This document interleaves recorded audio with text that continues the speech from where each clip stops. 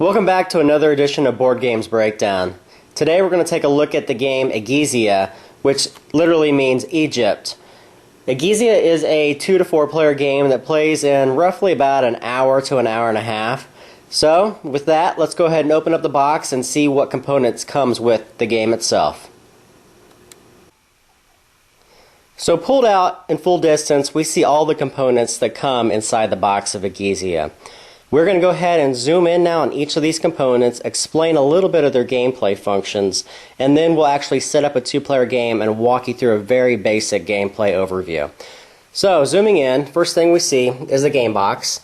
I've taken everything out already, but it looks kind of similar to those people that have played Stone Age before. Similar layout. They do have a divider that goes through the center. I usually place mine off to the side because I use a Plano box, and when that's in there, it doesn't quite fit. There is a 12-page full-color rulebook which explain the game in great detail. There's no problems with understanding these rules in typical Rio fashion. The game board itself, which is actually quite beautiful. Around the edge of the board is the scoring track. They're represented by scarabs, and it goes from 1 all the way up to 50.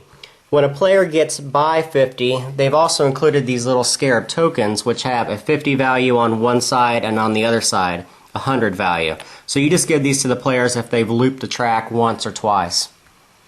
On the board itself, it's broken into a couple different regions, and I'll go through these briefly. There is the stone quarry, there is the production of the wheat field, there is the Nile River that runs in a snake-like motion from the top of the board all the way down to the tributary.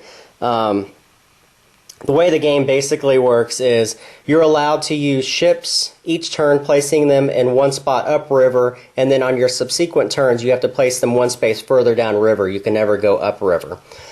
Looking at the different spaces though, there are particular cards that get used in each of these spaces. There's also round spaces which let you manipulate your construction crews. Your construction crews allow you to build specific buildings, and specific parts of buildings, I should say. There are 3 tracks, like this, that lead to the specific buildings. The first track leads distinctly to the Sphinx building. The second track leads to the graves, which snake down, and to the obelisk. And the final track, here, leads to the temple and to the pyramid. At the very bottom of the board, you have the irrigation fields and what they call a water ring. The water ring will shift from turn to turn, back and forth, denoting which of the fields produce wheat. And that affects, of course, your scoring and your ability to feed your construction crews. So that's very important to note and to be able to manipulate as the game progresses. Over here, it comes with 4 different player tableaus. And I hope you guys can see this, but they are a little bit color coordinated. There's green, red, yellow, and blue. And each player starts with a quarry of their own and a field. The green fields, as we showed you earlier, over here, produce all the time. The middle fields only produce, if the water marker is here, it'll produce this, and if the water marker is there, it'll produce all 3 of them. So going back over here, the game also comes with player turn order markers, 1 through 4. That just denotes who plays at what time, because the game doesn't typically work where it goes in a circular fashion around the table. It can break up and go the person across from you, then the person to your left, and the person across from them. And that's very typical of this game. It also comes with grave markers. As we showed you on the board, there was a snake-like path with graves. You place these on top of them, and on the back side, they have points. These are actually scoring points, and the more you have at the end of the game, they also act as a game-end scoring as well. Again, in typical Stone Age fashion. Over here, you have 3 decks of cards, numbered 1, 2, 3, 4, and 5. These denote the 5 rounds that are played in the game. Of course, the first 2 rounds uses cards from this deck. Third and fourth from this, and the final round uses these cards. Well, what are the cards specifically? When you flip them over, they show you different symbols, and these are simply placed at random on the board. These are where you place your ships and pick up specific items as you go. For instance, this one will give you 2 stone. This one will give you 3 stone. This will allow you to harvest 6 wheat, but only if the water ring is on that marker because it matches up the dry arid background on the back. Plus it'll shift your position on the wheat track. So there's a ton of different cards. I don't have the time to go through all of them, but there's a lot of variety in the game. The last set of cards that comes with the game are the Sphinx cards. These again act very much like the game in scoring in Stone Age.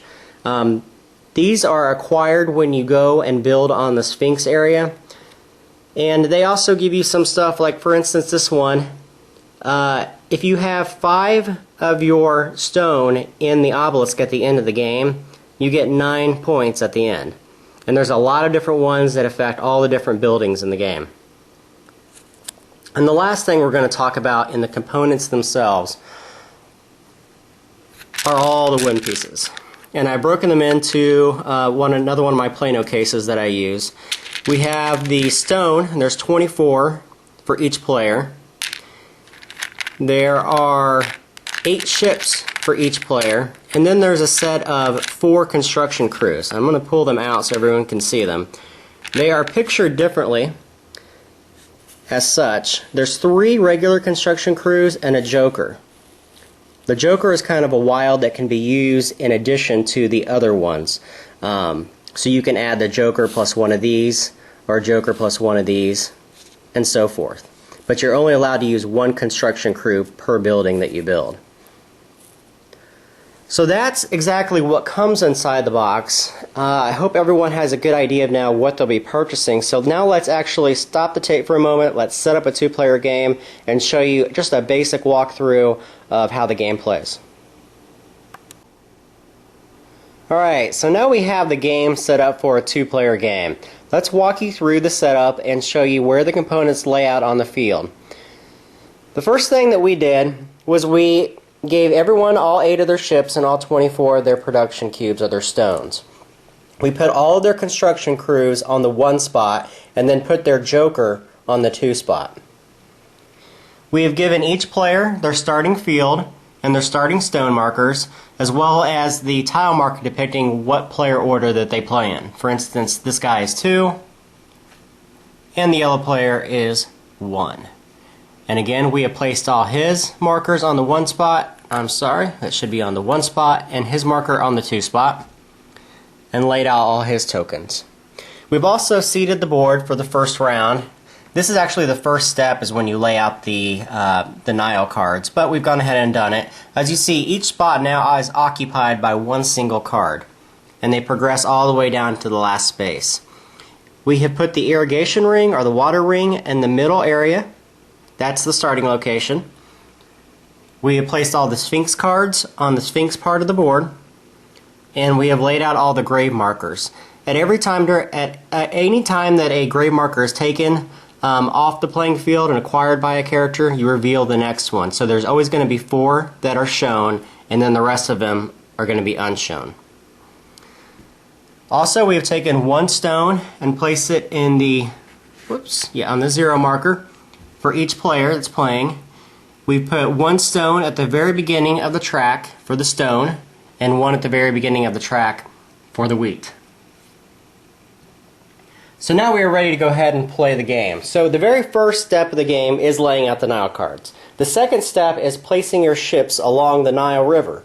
Now, you take player order. Player 1 is always going to go first, followed by player 2, and then around the board. So that part of the game stays the same for the most part.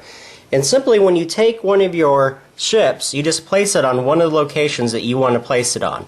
Again, as I had mentioned before, if I place it on this location as my first, I can never pick this one, this one, this one, or that one. It always has to move and progress downriver with your ships. So there's some strategy on there on what you want to pick and when you want to pick it. When you place, or when you put your ship on any of the cards, you immediately take that card, and if it has an immediate action, you do it. For instance, this one gives you 1 stone, so you would look up here at the yellow player and move their stone marker down 1. And also, this field would stay on their side of the table, giving them effectively 13 wheat, but only if the water ring is on the arid portion of the game board. So you continue doing this from one player to the next, all the way down the board until either everybody is passed or all the ships have been used, or there's no more spots to be claimed. After that portion of the game is done, you have to feed your construction crews. Now this part is very important because if you don't feed your construction crews the right amount of food, you lose points. And that is according to how far you have progressed on the wheat chart. So, for each food that you can't feed somebody at the beginning of the game, you lose 3 points. As you move down the food chart, your penalty becomes less and less. So how do you actually feed your construction crews? Well, you look at their strength. Right now, the yellow team has a strength of 1, 2, 3, 4, 5. You add up all of the people in that specific row, and that is their strength, and you have to feed them that much food. So this player has 6 food, and the water ring is on this mark, so it'll produce these type of lands and these type of lands, so that guy would be safe. If, for instance, he only had 4 food and owed 5, he would lose. He would be -1 wheat. And looking at his wheat chart, being -1 wheat would cost him a -3 points around the board. So that is the third step of the game. The next step is actually producing stone. Stone is very important because it allows you to build buildings. So how is stone actually built? Again, looking at your tableau, you have an inherent amount of stone beginning the game. The first player begins with their player +1. The second player begins with their player marker +1, so they start with 3, and then going around the board, so the most someone can start with is 5 if they're the 4th player. So how do you actually produce stone? Well, you add the number of stone that you have cards, and they're all cumulative as the game progresses. So this guy would get 3 more stones, so you simply move that 3 forward. If you have more, you add as much as you are able to accumulate. The next thing you would do is build. Now, each of the players, as they place their ships along the Nile River, some of them will be placing them in the locations we had mentioned earlier, which are the build locations. When you build something and your ship is in that location, the first person to put it in that location gets to build first. So if yellow wanted to build something in the pyramid, for example, it would cost him 2 stone. If he builds on this layer, it's 3 stone. And there's some other rules on where you can build and why you can build. I'm not going to get into that right now, but let's just show you the basic build and how you pay for them. So if you were to build onto the pyramid, this one would cost 2. Therefore, you have to use 2 strength, and you'd have to use 2 stone. So you have to figure out the strength of your characters to be able to use. So for instance, in this case, you can only use 1 worker per building. So you'd have to turn over one of these and the joker to be able to have enough to build on there. And then you'd reduce this by 2 stone. So that's how building works. And there's some more details, of course. It's not that simple. There's a little bit more nuances that are involved in it, but that's the basic concept. The 6th thing is you get bonus points for building in cooperation.